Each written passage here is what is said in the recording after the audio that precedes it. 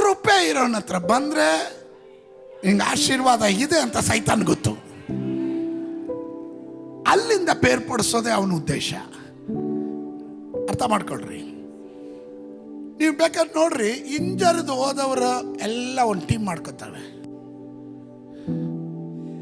ಇವರು ಡಿಸ್ಕಷನ್ ಏನಿರುತ್ತೆ ಗೊತ್ತಾ?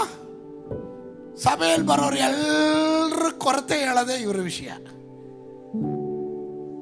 ಮೊಸರಲ್ಲಿ ಕಲ್ಲು ಹುಡ್ಕೋಂಗೆ ತಪ್ಪು ಹುಡ್ಕೋದು ಇವರು ಇವ್ರ ಕೊರತೆ ಹೇಳೋದು.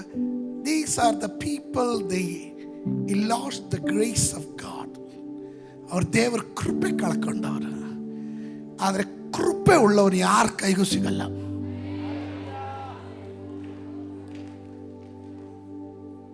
ನಿನ್ನ ಕೃಪೆ ಸೋರಿ ಹೋಗದೆ ಇರಬೇಕಾದ್ರೆ ಅಂಥವ್ರ ಸಹವಾಸ ಮಾಡಬಾರ್ದು.